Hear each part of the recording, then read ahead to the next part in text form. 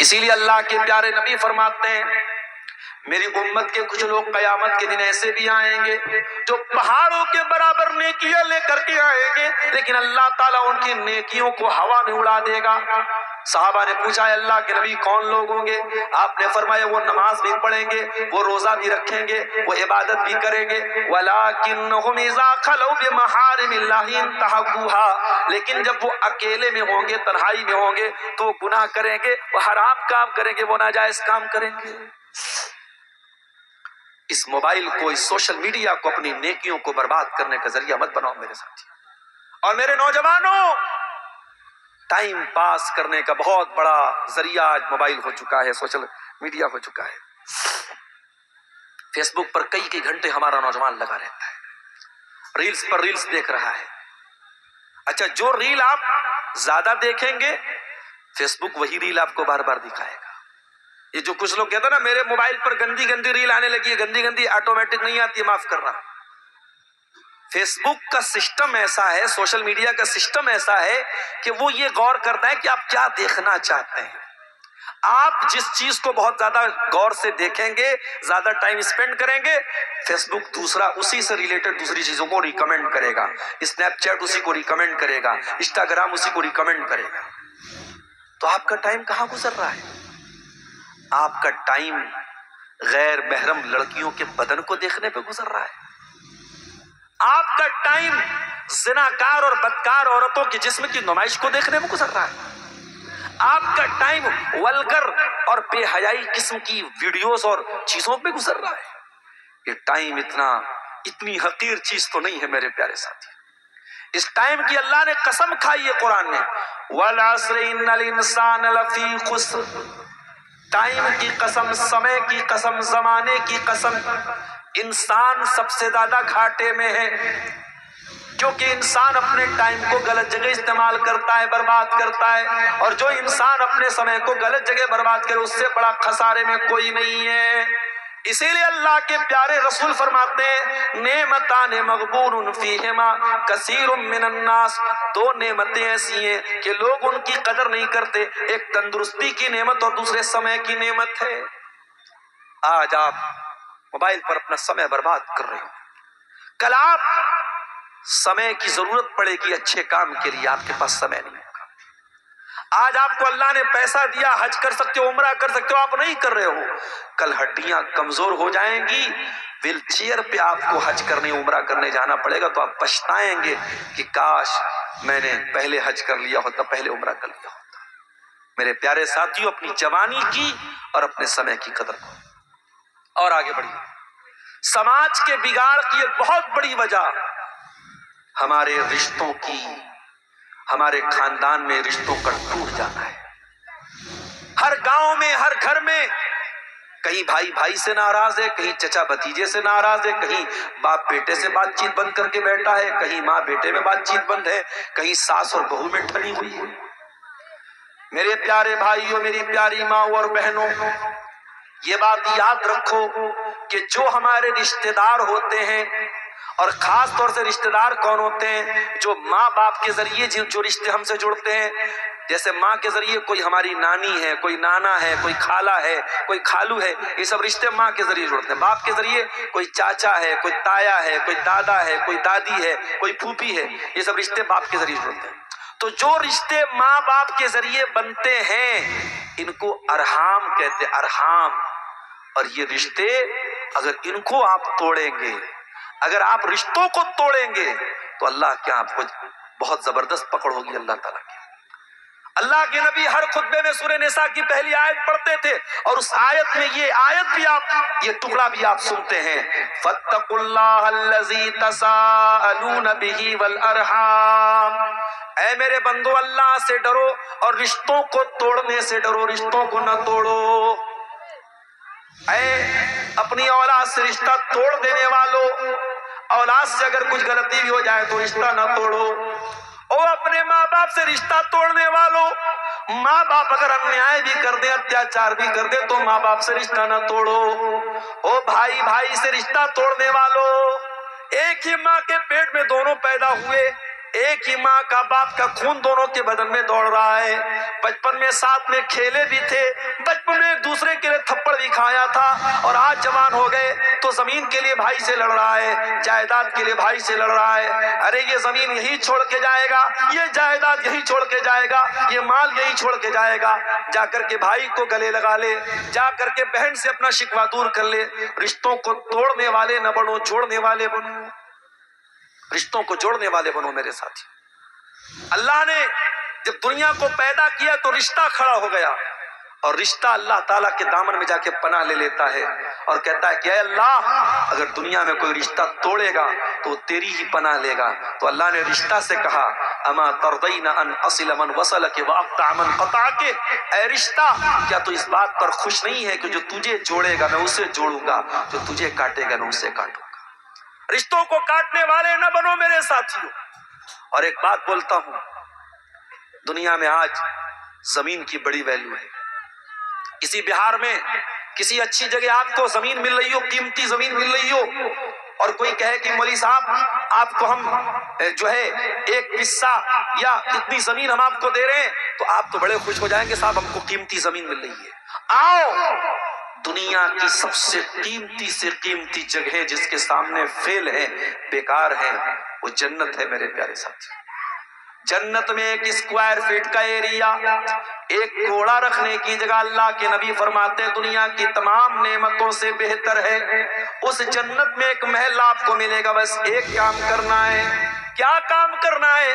آپ کو اپنی ناک کو قربان کرنا ہے، اپنے اہنکار کو قربان کرنا ہے، اپنے ایگو کو قربان کرنا ہے۔ اللہ کے نبی فرماتے ہیں انا زعیم ببیت فی ربض الجنہ، میں جنت میں ایک مکان کی گارنٹی دیتا ہوں اس انسان کو، لمن ترک البر وان کان محقا، جو حق پر ہونے کے باوجود جھگڑا چھوڑ دے۔ آپ صحیح ہے، سامنے والا غلط ہے، آپ کو پتا ہے کہ میں صحیح ہوں اور وہ غلط ہے، لیکن جھگڑا ختم ہو جائے۔ جھگڑے کو ختم کرنے کے لیے آپ جا کے گلے مل لیتے ہیں، بات ختم کر لیتے ہیں، تو بدلے میں اللہ کے نبی فرماتے ہیں کہ آپ کو جنت میں محل ملے گا۔ میرے پیارے ساتھیوں، اگر اپنی جھوٹی ناک اور جھوٹی شان اور جھوٹا اہنکار اگر قربان کر کے ہم کو جنت میں اگر محل مل رہا ہے تو یہ کوئی گھاٹے کا سودا نہیں۔ یہ اہنکار لے کے کہاں جاؤ گے؟ ارے اسی مٹی سے پیدا ہوئے تھے، منہا خلقناکم ومنہا نخرجکم وفیہا نعیدکم تارۃ اخری، اسی مٹی سے ہم نے تم کو پیدا کیا ہے، اسی مٹی سے نکالیں گے اور اسی مٹی میں تم کو دوبارہ ہم لوٹائیں گے۔ اسی مٹی سے تم پیدا ہوئے تھے اور مرنے کے بعد اسی مٹی میں دوبارہ جاؤ گے اور قیامت کے دن اسی مٹی سے نکلو گے۔ اے مٹی سے پیدا ہونے والے انسان، اہنکار کیوں کرتا ہے؟ غرور کیوں کرتا ہے؟ I am something, I am better than him، میں ہوں، میں کچھ ہوں۔ ارے چھوڑ دے یہ سب کہنا، تو کچھ نہیں ہے، تو مشت خاک ہے، تو مٹی سے پیدا ہونے والا حقیر انسان ہے۔ اے انسان، تکبر نہ کر، غرور نہ کر، اہنکار نہ کر، گلے مل جا، بھائی کو جا کے گلے مل جا، بہن سے جا کے اپنا شکوہ ختم کر دے۔ میری پیاری ماں اور بہنوں، آج آپ کے درمیان گھروں میں بھائی بھائی مل جل کے رہتے ہیں۔ جب گھر میں بہویں آتی ہیں، چار گھر کی بہویں آتی ہیں، چار طرح کی آتی ہیں، تو بھائی بھائی میں بھی جھگڑا شروع ہو جاتا ہے۔ ارے ٹھیک ہے، سب کا مزاج ایک جیسا نہیں رہتا ہے۔ بڑا بھائی اگر یہ سوچتا ہے کہ چھوٹا بھائی 100% میرے من کے مطابق ہو جائے، پاسبل نہیں۔ چھوٹا بھائی یہ سوچے بڑا بھائی 100% میرے من کے مطابق ہو جائے، نہیں ہو سکتا ہے۔ مزاج میل نہیں کھاتا ہے، نہ کھائے، لیکن جھگڑا تو مت رکھو، دشمنی تو مت رکھو، حسد تو نہ کرو، جلن تو نہ رکھو، ایک دوسرے کی زمین پر قبضہ تو نہ کرو، ایک دوسرے کا حق تو نہ مارو۔ آج سماج میں جو بگاڑ پایا جا رہا ہے میرے پیارے ساتھیوں، اس میں بہت بڑی وجہ خاندانوں میں یہ جو جھگڑے اور لڑائی چل رہے ہیں، یہ بھی بہت بڑی وجہ ہے۔ اور آگے بڑھیے، سماج میں بگاڑ کی ایک بہت بڑی وجہ سماج میں علم کا نہ ہونا ہے۔ آج کتنے لوگ ہیں جن کے پاس دین کی بیسک جانکاری بھی نہیں ہے؟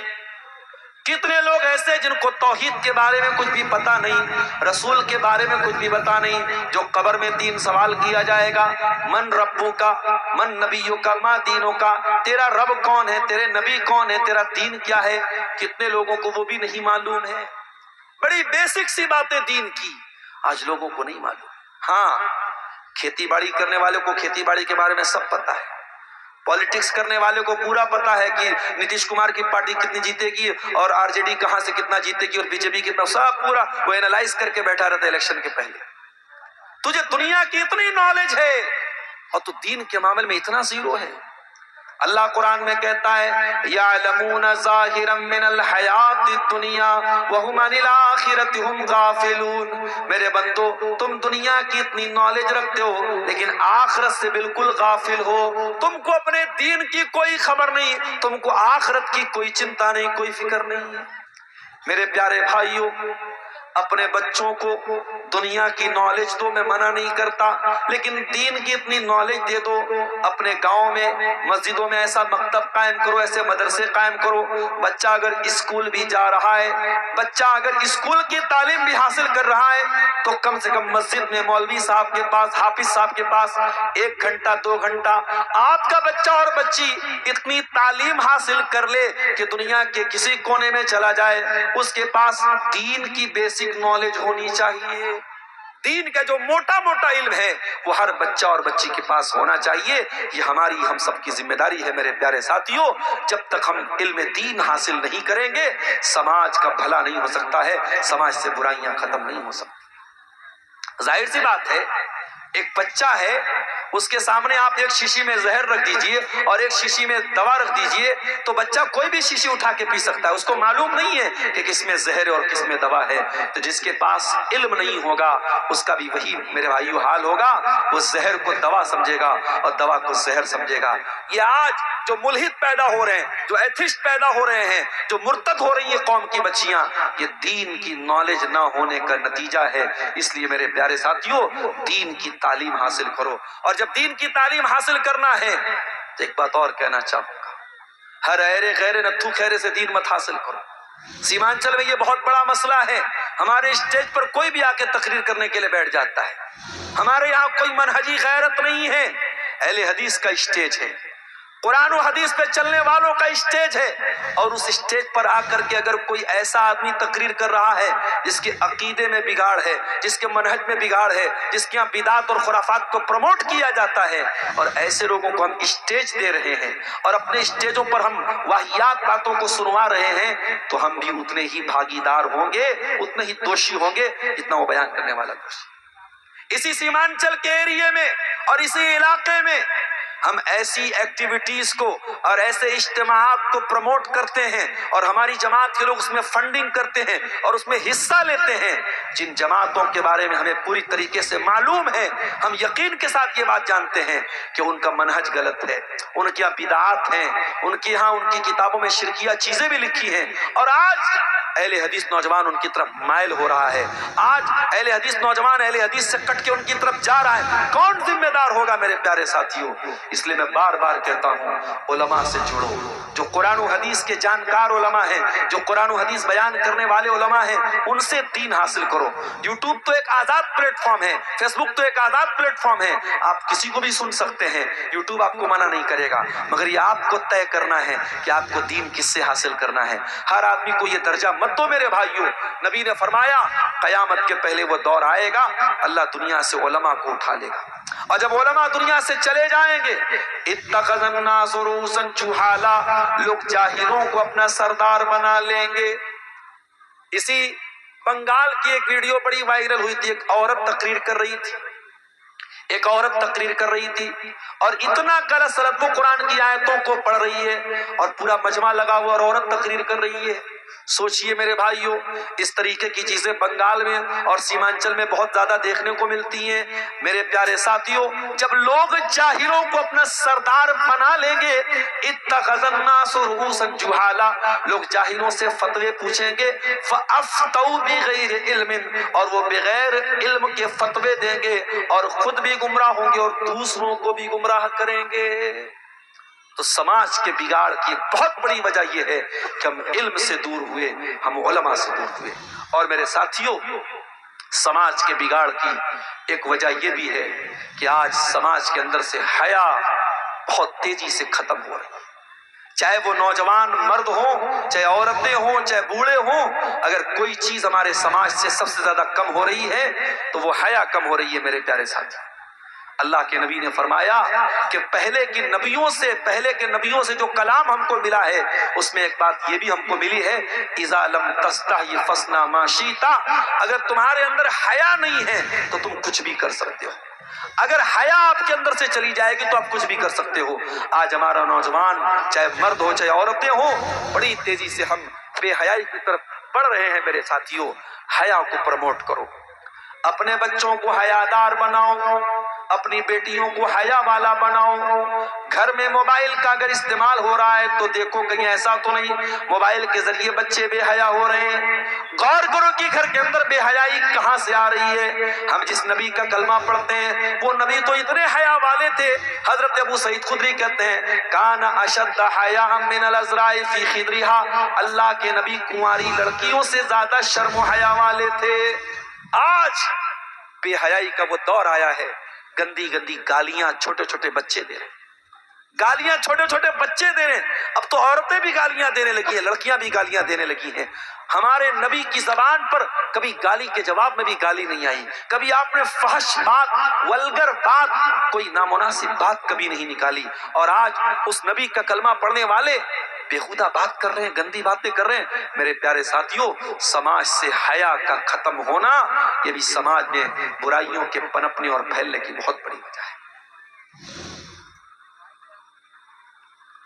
سماج میں یہ جو برائیاں پھیل رہی ہیں، بڑھ رہی ہیں، اس کی ایک وجہ اور بیان کر کے میں اپنی گفتگو کو ختم کروں گا۔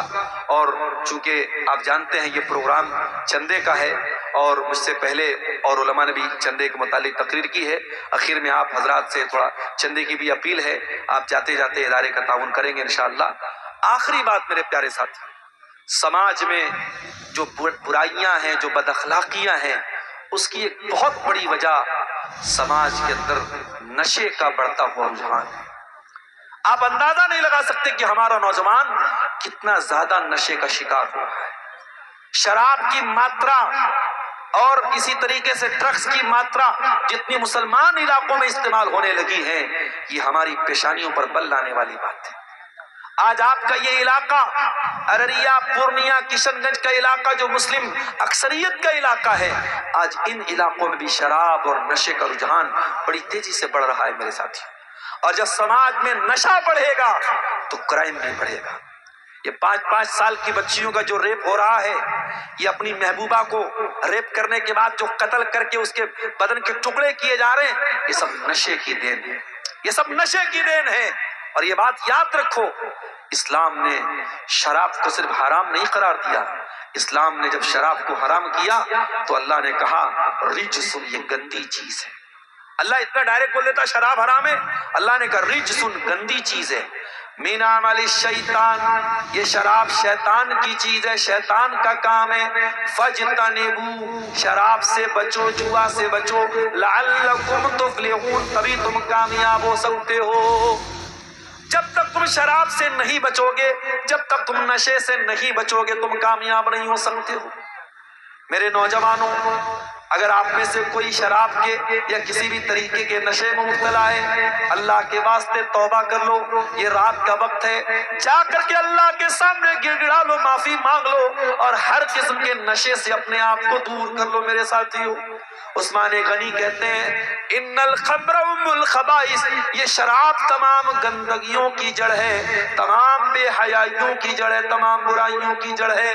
جو شراب پی لے گا وہ قتل بھی کر سکتا ہے، وہ زنا بھی کر سکتا ہے، وہ کچھ بھی اپنی زبان سے نکال سکتا ہے۔ میرے پیارے ساتھیوں، شراب اور نشے کو آج اپنے سماج سے ہمیں اکھاڑ کے پھینکنا ہے۔ اگر کسی گھر میں کوئی لڑکا شراب پی رہا ہے، یا تو اس کا بائیکاٹ کرو، یا پھر اس کا علاج کرواؤ، یا ایسی کوئی سختی کرو۔ ہر گاؤں میں اس طریقے کا سختی کا ماحول پیدا کیا جائے کہ کوئی نشہ کرنے کے پہلے 1000 بار سوچے۔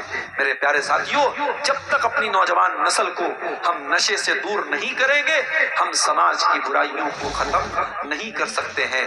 میرے عزیزوں، سماج میں پائی جانے والی برائیوں کے تعلق سے یہ چند باتیں میں نے آپ کے سامنے بیان کی ہیں۔ آج کا یہ پروگرام جو کھورا گاج کی